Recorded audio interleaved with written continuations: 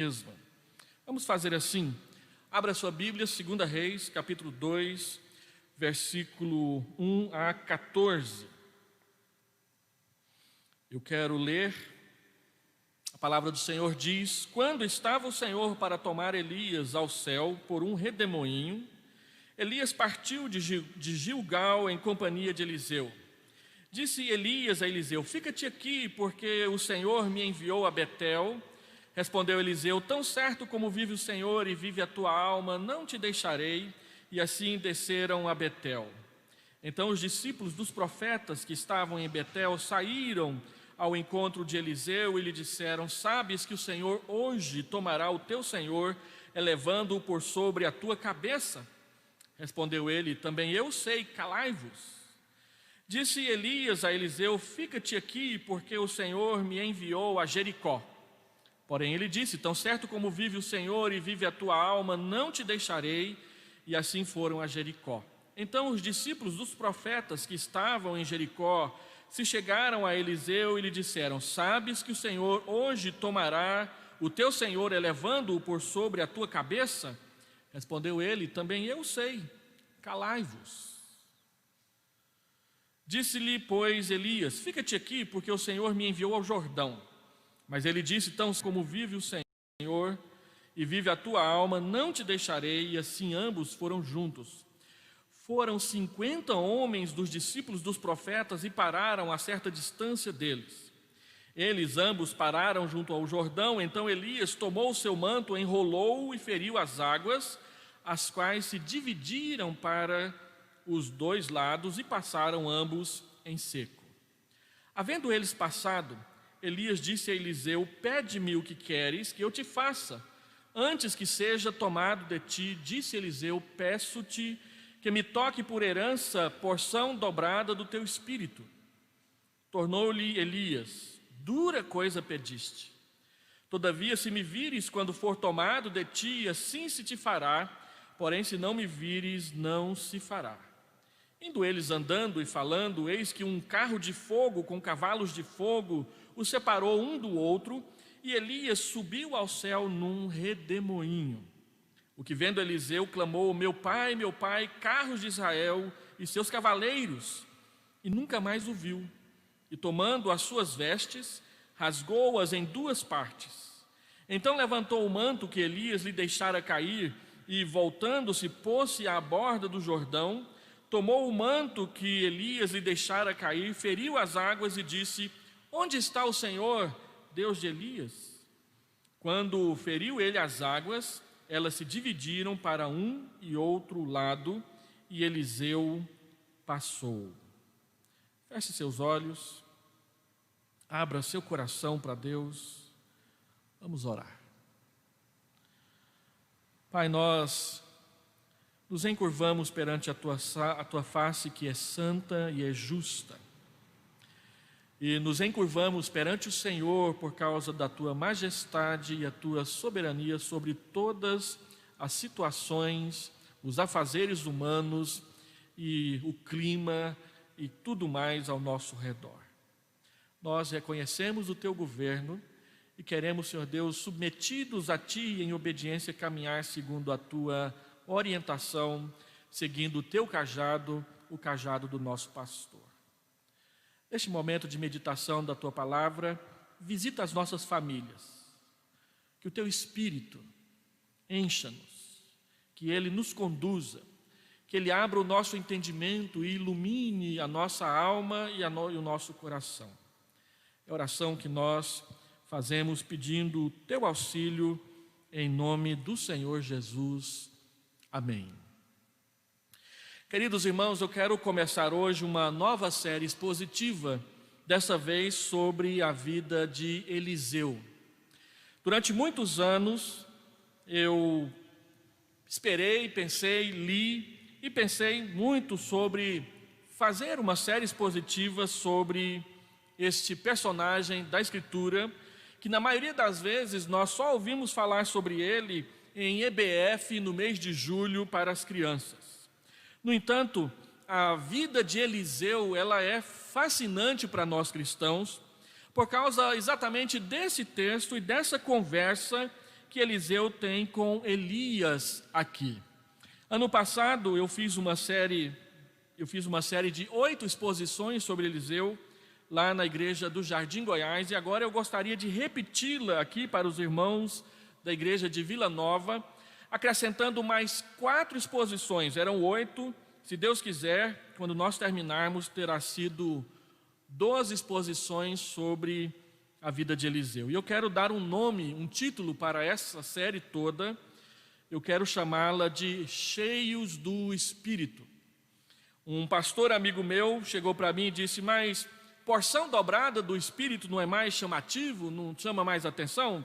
Falei, sim, mas o que eu quero chamar a atenção é exatamente sobre os efeitos desse pedido de Eliseu durante todo o seu ministério, que é um ministério marcado por uma plenitude do Espírito Santo no Antigo Testamento, que nós, cristãos, muitas vezes ocupados em tentar entender somente o Novo Testamento, não prestamos atenção nas ações do Espírito Santo, nas suas personagens bíblicas lá no Antigo Testamento. E nesse caso, nesse sentido, Eliseu, ele é único, ele é especial, e eu gostaria de tratar sobre isso com os irmãos nesse período que estaremos expondo a Escritura aqui, ainda que não com presença dos irmãos. A primeira pergunta que eu quero levantar e a qual eu quero responder nessa noite é: o que significa ser cheio do Espírito? Uma canção evangélica contemporânea, ela fala de nós nos embriagarmos no Espírito Santo, tornando-nos uma espécie de bêbados, alegres e cambaleantes de tanto prazer espiritual que ser cheio do Espírito Santo pode produzir na vida de um cristão. No entanto, essa canção, ela traz uma visão e uma interpretação equivocada do que significa ser cheio do Espírito Santo na Bíblia, no Novo Testamento, no Antigo Testamento.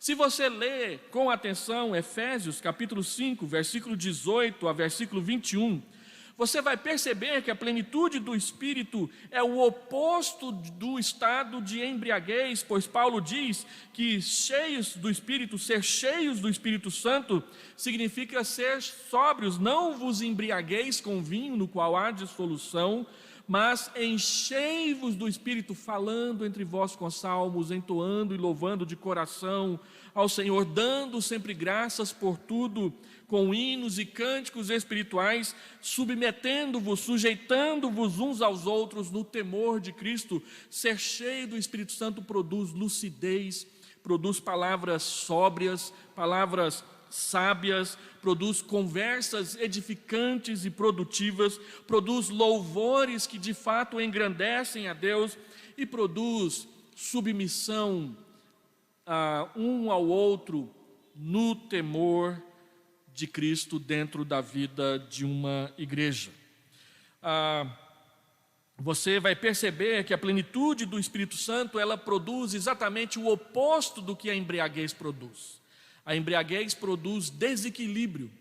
A plenitude do Espírito, o ser cheio do Espírito, vai produzir a sobriedade, sensatez, nunca, jamais embriaguez. Deus não quer nunca que nós sejamos embriagados do Espírito Santo, ou como eu ouvi num sermão há um tempo atrás, num congresso aqui em Goiânia, um pregador chegou lá e disse que Deus quer que nós fiquemos chapados do Espírito Santo, como se o Espírito Santo fosse cocaína, maconha, qualquer droga que deixem as pessoas chapadas, fora de si, sem domínio de si. A palavra de Deus ensina que ser cheio do Espírito Santo é exatamente o momento em que nós temos maior domínio próprio, a maior expressão do fruto do Espírito nas nossas vidas.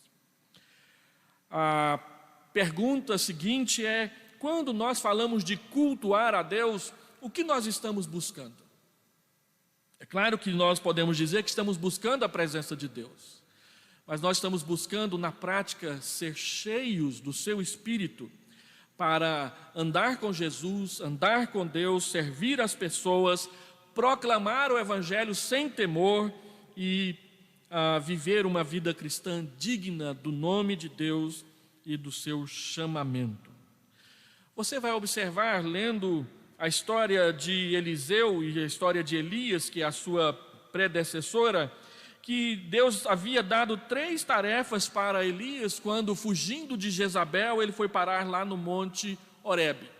A última dessas 3 tarefas, a primeira era ungir Jeú, rei de Israel, a segunda era ungir Azael, rei da Síria, e a terceira era, e Deus diz nominalmente, ungir a Eliseu, filho de Safate, seu sucessor no ministério profético. Das 3 tarefas recebidas por Deus, Elias só conseguiu fazer a terceira. Ele faz em ordem inversa, e ele então encontra Eliseu, coloca sobre ele o seu manto, que significa chamá-lo para o ministério profético, e daí para frente Eliseu vai andar com Elias. O que significa porção dobrada do Espírito? Eu quero falar sobre isso com 2 argumentos. Primeiro, o pedido de Eliseu estava baseado na convicção da continuidade do ministério. Você percebe aí nos primeiros versículos do texto que Elias e Eliseu estão indo de uma cidade para outra, Elias obedecendo a mandamentos de Deus. Elias pede para que Eliseu não vá, e Eliseu diz que não se apartará dele, e em todos os casos e em todos os momentos Eliseu é alertado pelos outros profetas e discípulos de profetas de que naquele dia Deus levará Elias para o céu. Todos sabem que Eliseu é a pessoa que está sendo preparada para substituir Elias, e parece que os profetas querem confirmar ou dar uma ajudinha para Eliseu, para que ele não perca de vista esse momento único. Então, enquanto Elias diz, fica aqui enquanto eu vou ali, a resposta de Eliseu é, tão certo como vive o Senhor, eu não me afastarei de você um momento sequer. Elias desejava viver a sua partida em solidão, ou será que ele estava testando a lealdade de Eliseu? Na minha opinião, Elias está testando a lealdade de Eliseu para ver se de fato ele vai perseverar naquilo que Deus havia revelado para ambos. Existem momentos que não desejamos presenciar, mas a nossa condição e a nossa missão nos obrigam a estar presentes ali e viver. Ninguém quer estar presente no momento da partida de um pai, de uma mãe, de um irmão na hora da morte. É um momento muito triste, apertado, difícil de viver. No entanto, Deus havia preparado Eliseu para que ele não estivesse separado de Elias nesse momento. Se bem que Elias não morrerá, Elias é o segundo exemplo de arrebatamento nas Escrituras, sendo que o primeiro é Enoque, lá no livro de Gênesis. Mas Deus quer que Eliseu esteja pronto e ao lado. Havia uma missão por terminar, e Elias não vai terminar a sua missão, vai caber a Eliseu a tarefa de ungir Azael e a tarefa também de ungir a Jeú, 2 tarefas que o texto bíblico mostra que Eliseu fez em plena e sincera obediência a Deus. Deus estava revelando a sua vontade, e aí qual é o significado então do ministério profético? O ministério profético em Israel é tema de grande importância e debate nos nossos dias. Nós mesmos temos uma controvérsia com os nossos irmãos pentecostais por causa dessa questão de revelação e profecias novas e revelações novas, em que muitas vezes o único aspecto do ministério profético que as pessoas têm interesse é na tal da predição do futuro. E aqui o texto que nós lemos está cheio disso, porque todos os profetas sabem que Elias vai ser chamado à presença de Deus naquele dia. Eliseu também já sabe disso, Elias muito mais ainda. Mas a Bíblia deixa bem claro para nós que a principal tarefa do ministério profético, ainda que inclua, vez ou outra, a predição do futuro, e isso acontece, a principal tarefa do ministério profético é encorajar o povo de Deus a viver pela graça de Deus, A principal tarefa do ministério profético é lembrar o povo de Deus de que não existe bem-aventurança fora da obediência ao nome de Deus e que, portanto, devemos viver uma vida piedosa e consagrada. A conduta segundo a vontade de Deus é o resultado infalível de uma fé salvadora e não simplesmente o interesse individual e às vezes até egoísta em ver milagres acontecer. A tarefa principal do ministério profético é encorajar o povo de Deus também quanto às coisas futuras. Se vocês não obedecerem à palavra de Deus, Deus trará praga, Deus trará maldição, Deus trará castigo, Deus trará exílio para o seu povo. Mas se o meu povo que se chama pelo meu nome se humilhar, orar, me buscar e se converter dos seus maus caminhos, então eu ouvirei do céu, perdoarei os seus pecados e sararei a sua terra. O ministério profético é para exortar a igreja, é exortar o povo de Deus a andar com Deus no presente, para que no futuro não haja tristeza. E por último, é objetivo do ministério profético selar a qualidade autorizada da mensagem de Deus quando a profecia se cumpre. E é isso que a palavra de Deus diz para nós. Por isso, alguns fundamentos são importantes. Primeiro, o ministério profético nos chama a exercer a devida responsabilidade moral no presente.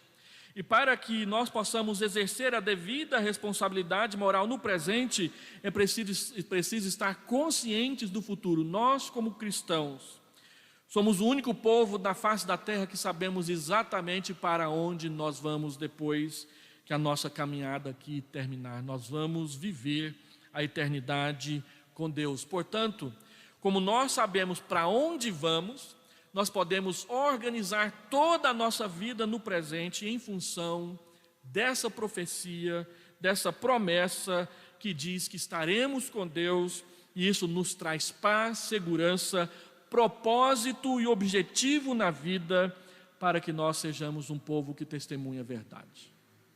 Segundo, os profetas falavam em nome de Deus e não em nome de si mesmos, eles não inventavam mensagens.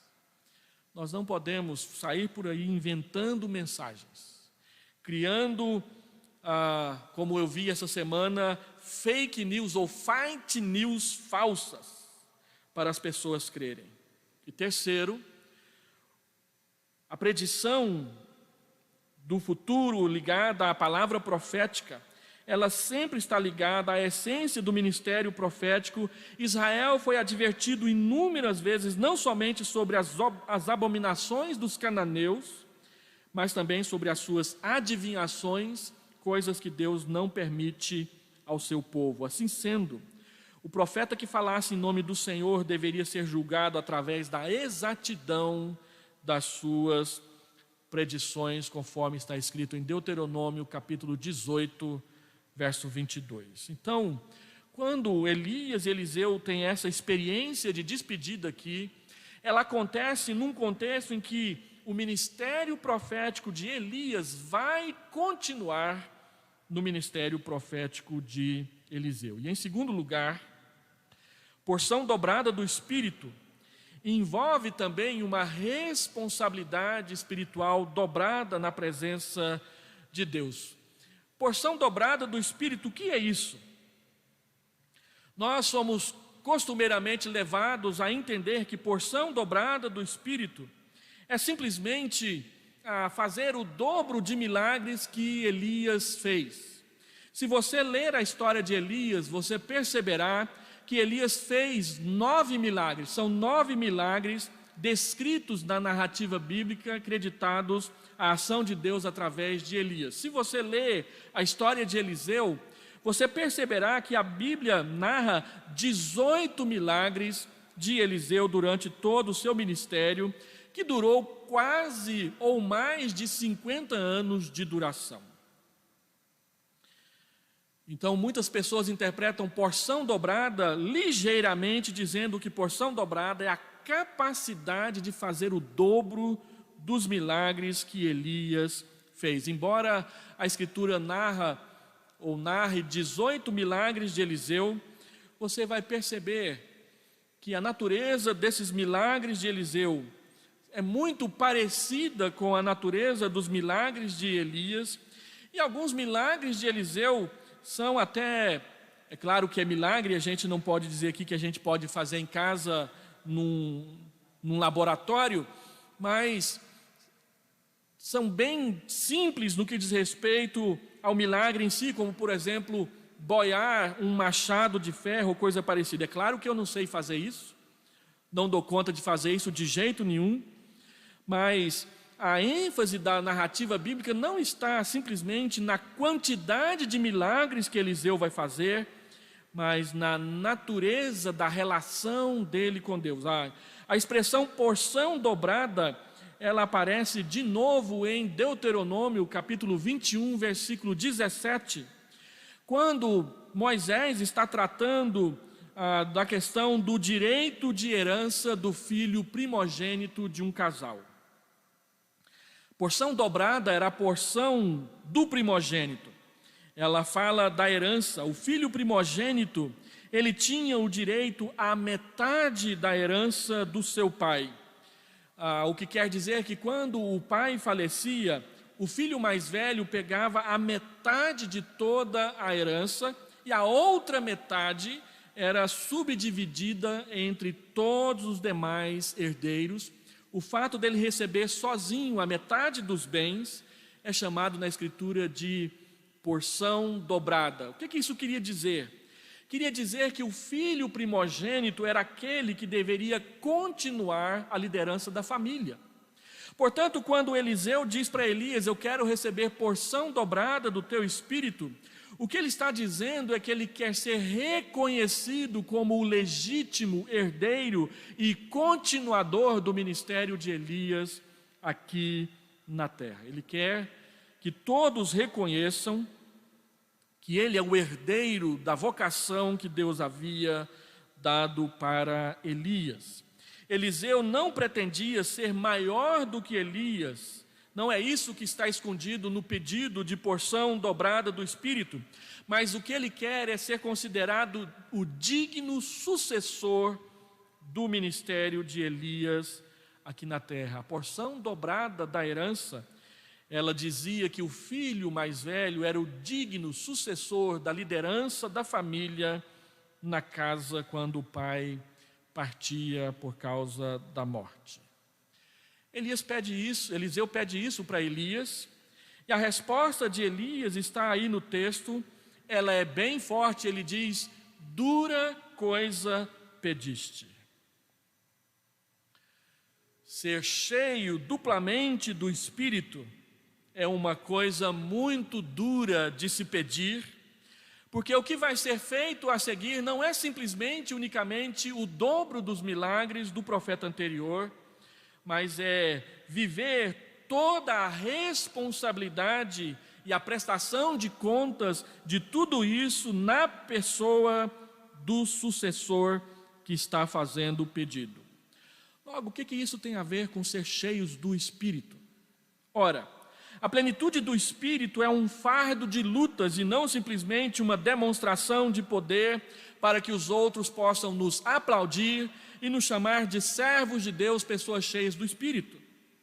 Estamos acostumados a falar da plenitude do Espírito como algo bom e prazeroso, que nos conforta, nos aquece em tempos de tribulação, como a manifestação do poder de Deus que nos capacita a agir como vencedores, sempre vencedores, que nada temem e que tudo sabem. Isso é verdade, mas apenas em parte. Pois a plenitude do Espírito nos é concedida para a luta, para a batalha espiritual da fé, e não para o repouso dos vitoriosos. Quem é cheio do Espírito e quem quer ser cheio do Espírito está pedindo da parte de Deus uma capacitação para servir, pois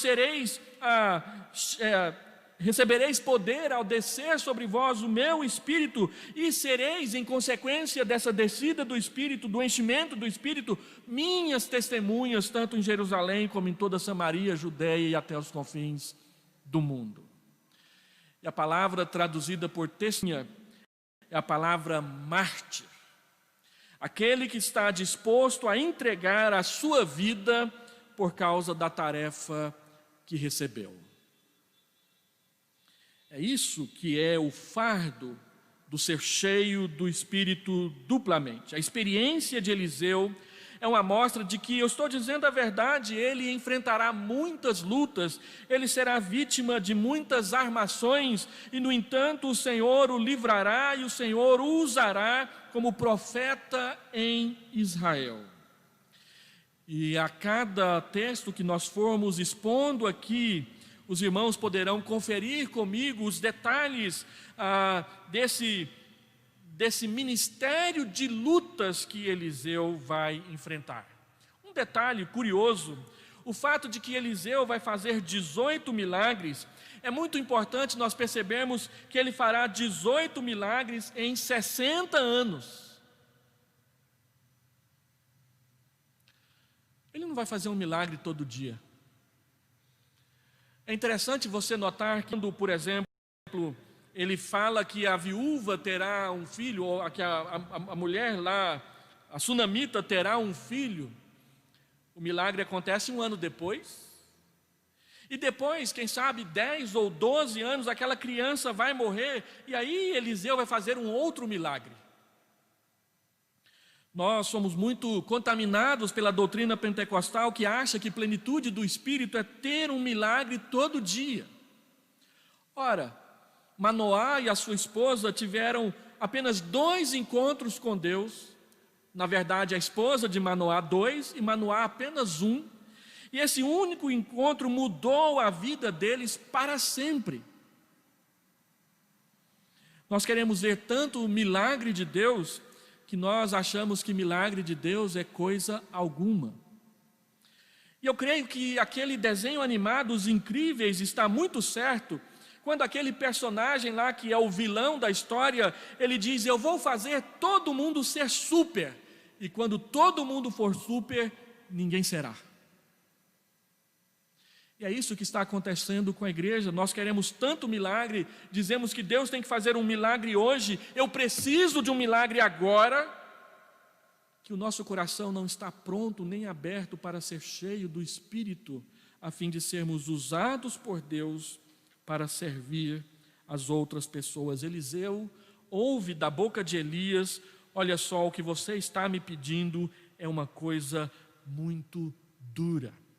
No entanto, Deus te concederá se você estiver atento quando eu partir.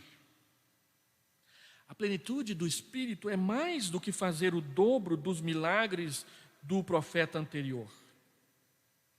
A porção dobrada do Espírito é a consciência da presença de Deus, o Deus que se revela e age, consciência da presença e da vontade de Deus. Só para adiantar um pouquinho, 2 exemplos disso: quando o moço de Eliseu acorda de manhã e vê que o exército sírio está cercando a cidade diante dos seus olhos, e ele diz: vamos morrer agora, acabou. E Eliseu diz: calma, não tenha medo, mais são os que estão conosco dos que estão com eles. E então ele ora, o moço começa a enxergar o exército de Deus, carruagens de fogo como essa que vai separar Elias de Eliseu agora, reunidas ali em Dotã com o único propósito de proteger Eliseu. E quando o filho da mulher sunamita morre, e ela vai atrás de Eliseu, e Geazi vai até ela e pergunta se está tudo bem, e ela está. Então ela passa por Geazi e se lança aos pés de Eliseu. Geazi tenta retirá-la, e Eliseu diz: deixa, porque ela está com grande angústia, e Deus não falou para mim o que é. É interessante observar essa consciência de Eliseu, da presença de Deus falar para ele o que ele quer fazer e coisas que tais. Isso só acontece na vida de quem é cheio do Espírito. Cheio do Espírito não para zombar ou para exibir poder, mas cheio do Espírito para fazer a vontade de Deus na sua vida. O que significa porção dobrada? É a consciência da presença de Deus, significa maior comunhão com os planos de Deus. O ministério vidente de Eliseu, ele é singular. Também eu chamo a atenção quando chegarmos lá e Eliseu estará diante de Azael para ungí-lo rei da Síria. E ali nós temos, na minha opinião, uma das passagens mais tocantes do Antigo Testamento. A Bíblia diz que Eliseu chega ali para ungir Azael e fica olhando para ele. E fica constrangido. E começa a chorar na presença de Azael. Azael pergunta: por que você está chorando? E ele diz: porque eu sei. Deus me mostrou o que é que você vai fazer com o meu povo. Ser cheio do Espírito Santo é ter que realizar tarefas que parecem que é exatamente o oposto do que Deus deveria mandar a gente fazer.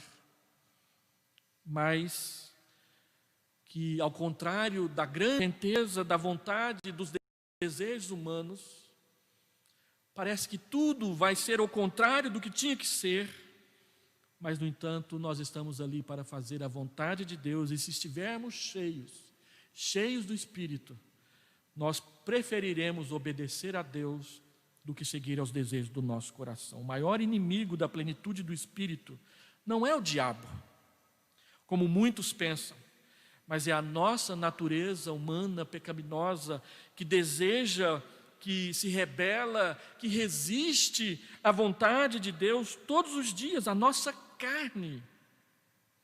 É a nossa carne que causa distrações, ilusões, cria fantasias espirituais para crermos nelas, que tentam nos afastar do verdadeiro propósito, da nossa vocação, do nosso chamado, que é pertencer a Deus e estarmos inteiramente à disposição do Pai. A carne tenta nos levar a querer o poder de Deus para o nosso interesse. Saul quis assim e Deus o reprovou. O proveito próprio e não para a realização da obra de Deus. Geazi é um exemplo disso. Eliseu cura Naamã e Geazi disse: mas como mandar esse homem embora com tanta riqueza e não receber nada? Eu vou lá buscar um pouco para mim.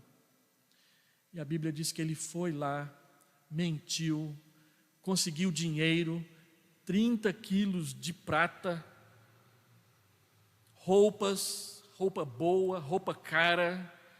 Mas quando ele voltou para casa, ele trouxe a lepra na bagagem. Coisas que nós precisamos ficar atentos, porque tem muita gente por aí querendo usar o Evangelho para lucrar. Isso não é ser cheio do Espírito. Isso é outra coisa. Isso é o Espírito que encheu Ananias e Safira. Isso é o Espírito que encheu Elimas, o mágico.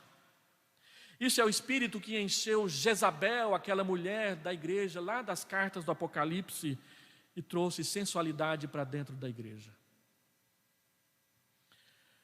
Quando Eliseu ouve Elias dizer: dura coisa pediste, mas Deus te dará se você estiver comigo. Então, neste momento, eles começam a caminhar como amigos que são, conversando, e acontece algo inusitado. Aparece uma carruagem de fogo, com cavalos de fogo, e literalmente os atropela, separando os dois um do outro. E Elias é levado ao céu não na carruagem de fogo, como muitas vezes você já ouviu vários pastores pregarem no sermão. Ele é levado às alturas num redemoinho que se formou ali quando essa carruagem de fogo veio. Elias vai para o céu vivo. E ele então se torna mais um exemplo do que será o arrebatamento daquele que crê no Senhor Jesus e estiver vivo no dia que ele voltar. A única coisa que Eliseu consegue dizer quando ele tem seus olhos esbugalhados e o seu queixo caído por ver a maravilha de um carro de fogo de Deus andando por ali naquele momento, foi dizer: carros de Israel e seus cavaleiros. Uma frase que depois o rei Jeoás vai dizer também para Eliseu, ali próximo à sua morte, que era uma frase de honra, é uma frase enigmática e é interpretada por Warren Wiersbe no seu comentário como uma homenagem de Eliseu à importância de Elias para Israel. Dizer quando alguém é levado à presença de Deus, carros de Israel e seus cavaleiros, é dizer de forma honrosa que este que está sendo levado é uma pessoa que é digna de ficar gravados os seus feitos na nossa memória para sempre. Ele comenta que, segundo a promessa de Levítico, capítulo 26, versículo 8, Warren Wiersbe, um homem perseguiria 1.000 e 2 perseguiriam 10.000 inimigos. Quando Eliseu diz carros de Israel e seus cavaleiros, ele está dizendo Elias é como um destes, que vale por 10.000. Será que nós tivemos ou teremos o privilégio de conviver com pessoas do exército de Deus que valem por 10.000 homens? Nós estamos terminando o mês de aniversário da nossa igreja, e essa igreja foi pastoreada por um homem que, na minha opinião, é destes. Um homem chamado David Lee Williamson. Eu estou tentando escrever a sua biografia nessa última semana. David Lee Williamson veio para Goiânia em 1946, no ano em que a Igreja de Vila Nova foi fundada, e a Igreja de Vila Nova foi fundada no seu pastorado. Quando ele veio para o Brasil, ele tinha acabado de pastorear 3 igrejas de uma só vez nos Estados Unidos, numa região afastada dos grandes centros urbanos dos Estados Unidos. E por causa disso, ele achou que deveria ser missionário e veio para o Brasil. Quando ele veio para o Brasil, o campo da primeira igreja de Goiânia compreendia mais ou menos 50 congregações. E ele dava assistência para todas elas. Às vezes nós ouvimos que quando o pastor sai para pregar fora ou para dar assistência numa congregação, ele está deixando a igreja desassistida. Se os irmãos que falam isso para a gente hoje convivessem com David Lee Williamson, o que elas diriam para ele? Pelo menos 50 igrejas nesse estado estão aí, funcionando, sendo pastoreadas, crescendo, desenvolvendo, porque este irmão foi uma pessoa que valia por 1.000 no nosso trabalho. Hoje as nossas igrejas, com muita luta, conseguem manter 6, 7, no máximo 11 congregações, das que eu conheço pessoalmente. Ele pastoreava 50. E esta igreja teve o privilégio de ser pastoreada por um homem como esse, carros de Israel e seus cavaleiros. A palavra de Deus diz que homens como este, mulheres como estas também, eu vou daqui uns dias mencionar o ministério de Martha Little, que é uma dessas mulheres que valem por 1.000 na nossa região, e tantas outras. E na história da igreja, essa igreja também tem homens que no passado seguraram firmes o bastão e serviram a Deus. E agora é nossa obrigação, é nossa responsabilidade continuar o seu ministério.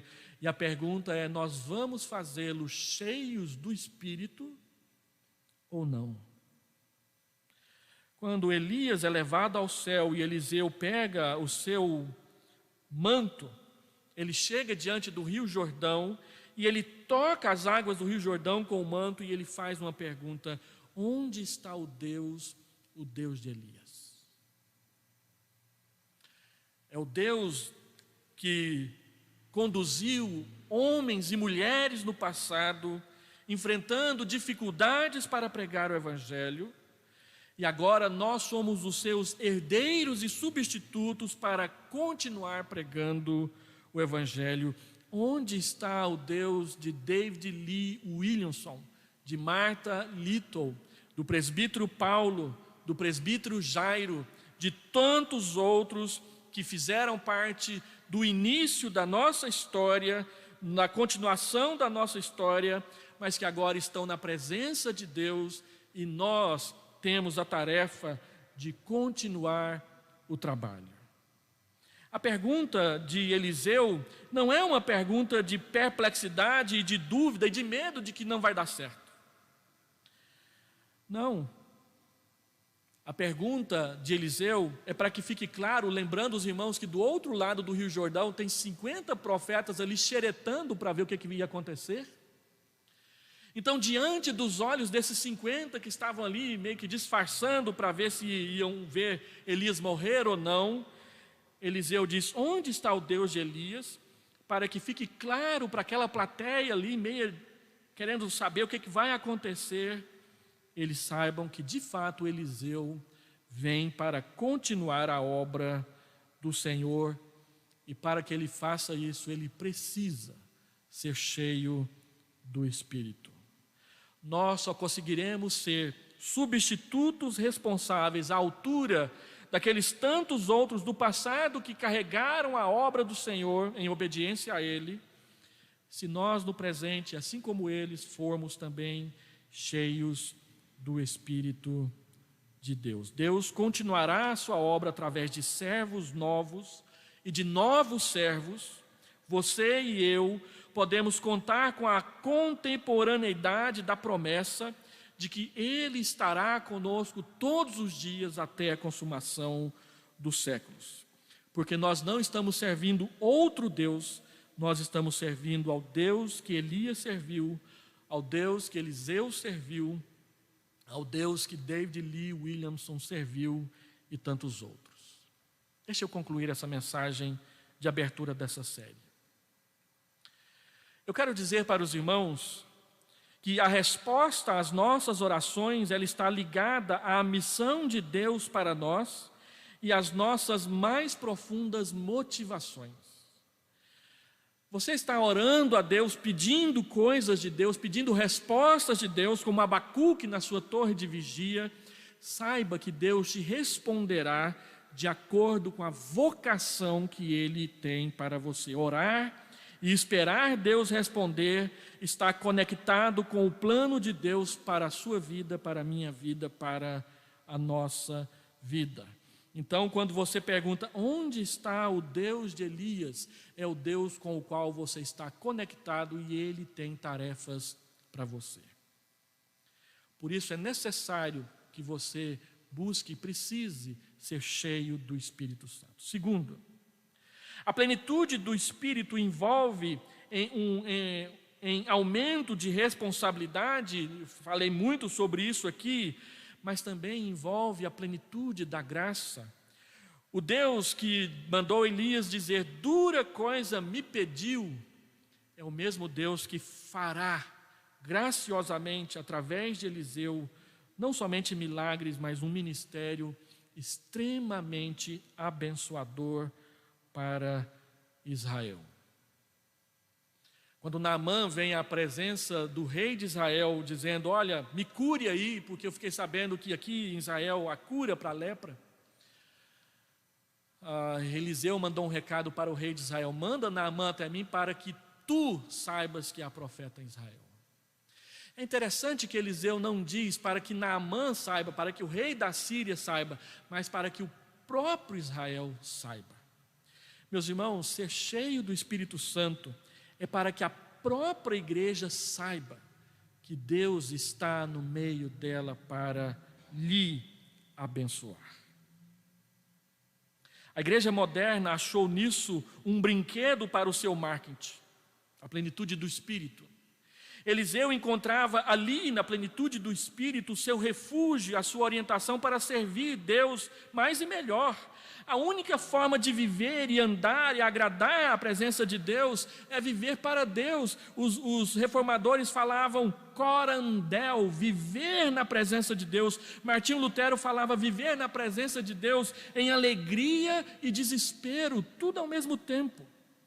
Ser cheio do Espírito nos desespera, mas também nos enche de esperança, porque é Deus morando em nós. Terceiro e último, Eliseu foi ousado quando ele diz: eu quero porção dobrada do Espírito, mas ele também foi fiel. Ele buscava a capacitação e não o espetáculo. Ele buscava a segurança, não a ostentação. Ele queria conhecer a Deus e não simplesmente ficar conhecido, famoso das pessoas. Ele não queria ser maior do que Elias, mas ele queria simplesmente e unicamente ser o seu sucessor digno. Ele procurava equilíbrio e não aventura. Capacitação, segurança, conhecimento de Deus, dignidade e equilíbrio são virtudes que a Igreja do Senhor Jesus precisa nesse momento de pandemia. E nós encontramos todas essas virtudes nesse lago imenso chamado plenitude do Espírito Santo. Enche-nos, ó Espírito, faze-nos transbordar, porque quanto mais eu for cheio, quanto mais você for cheia, tanto mais o Senhor nos usará para a glória do seu nome. Fazer a vontade de Deus não é um brinquedo, mas é a razão da nossa vida e da nossa existência. Feche seus olhos, vamos orar ao Senhor.